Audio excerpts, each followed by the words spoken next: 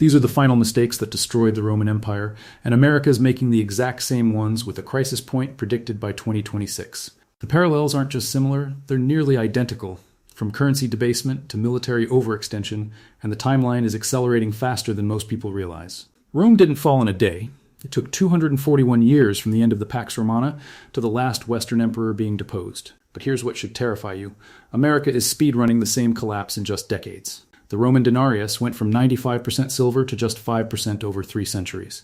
The US dollar has lost 96% of its purchasing power in just over 100 years since the Federal Reserve was created in 1913.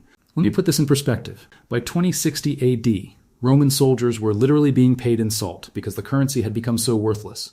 That's where we get the word salary from. Think about that for a second. The most powerful military force in the ancient world was reduced to bartering with seasoning. And right now, the U.S. national debt stands at $33.9 trillion as of December 2024. That's a number so large it loses meaning. So let me translate it. That's over $100,000 of debt for every single American citizen, including newborns. The Congressional Budget Office projects that by 2025, just the interest payments on our debt will exceed our entire defense budget. Think about what that means. We'll be paying more to service our past spending than we spend on the entire U.S. military, all $886 billion of it. Rome faced the exact same death spiral. By 300 AD, military spending consumed between 50 and 75% of the imperial budget, while simultaneously they were debasing their currency to pay for it. But the military parallel goes even deeper. Rome had legions stationed across 3 continents, trying to hold an empire that had grown beyond their ability to defend.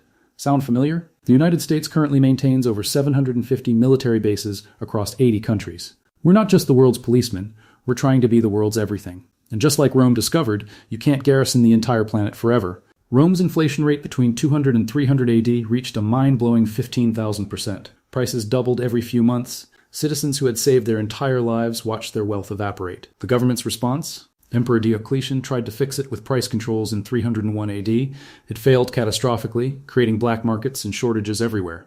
Today we call it differently: quantitative easing, modern monetary theory, transitory inflation, but it's the same disease with fancier names. Here's where it gets really dark. Rome had a massive welfare state called bread and circuses, free grain for 200,000 citizens in Rome alone. It seemed compassionate, even necessary. But it created a dependent class that consumed resources without producing anything. The modern parallel? America's unfunded liabilities for Social Security and Medicare exceed $78 trillion. The Social Security Trust Fund is projected to be insolvent by 2033. Medicare's trust fund runs out by 2031. These aren't distant problems, they're arriving within the decade. The immigration crisis that finally broke Rome's back started in 376 AD when massive Gothic migrations crossed the Danube. The empire tried to integrate them, use them as soldiers, settle them on Roman lands. It failed spectacularly. The Goths sacked Rome in 410 AD, the first time the Eternal City had fallen in 800 years. In 2023, the U.S. recorded 2.5 million migrant encounters at the border. The parallels are uncomfortable, but they're undeniable. It's not about the people, it's about the capacity of any system to absorb rapid, massive demographic change while simultaneously dealing with economic collapse. But here's the mistake everyone focuses on, the one historians call Rome's final, fatal error. It wasn't the barbarians at the gates, or the debased currency, or even the military overextension. It was the complete loss of faith in their institutions. By 35 AD, tax rates on productive Roman citizens reached 70%. People weren't just avoiding taxes, they were actively welcoming barbarian invaders because they offered lower tax rates than Rome. Citizens choosing foreign conquerors over their own government. That's how badly Rome had broken the social contract. Political instability made everything worse. Between 2035 and 284 AD, Rome had more than 20 emperors in just 50 years. Most were murdered. The government couldn't plan beyond the next assassination attempt. Today's America hasn't reached that level of chaos, but the political polarization, the complete inability to address our fiscal crisis, the fact that any politician who suggests cutting spending or raising taxes gets voted out, it's the same systematic failure, just with elections instead of assassinations. Ray Dalio, founder of Bridgewater Associates and author of The Changing World Order, said in 2024, "We are probably in the late stages of the debt cycle." Jerome Powell, the Federal Reserve Chair, admitted the same year that the U.S. is on an unsustainable fiscal path. These aren't conspiracy theorists or doomsday preppers. These are the people running the system, and they're telling you it's broken. The Bank for International Settlements, that's the central bank of central banks, has been warning about global debt levels. Multiple states are already considering alternative currencies. BRICS nations are actively developing dollar alternatives. The credit rating agency Fitch downgraded U.S. debt in 2023. The writing isn't just on the wall, it's in neon lights. So why 2026? That's when multiple trend lines converge. The Congressional Budget Office's worst-case scenarios start manifesting.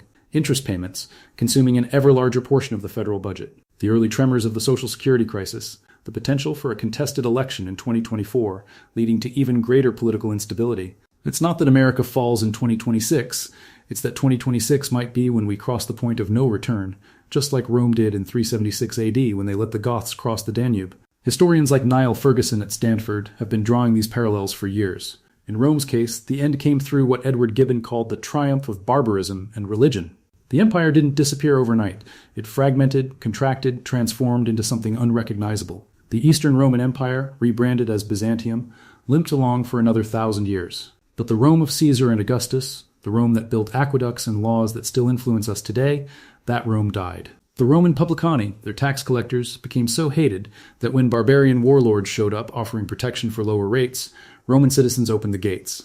Today, when billionaires talk about moving to New Zealand or buying citizenship in Caribbean nations, when major companies relocate headquarters to tax havens, when young Americans joke about learning Chinese, these are the same symptoms of a dying empire's citizens hedging their bets.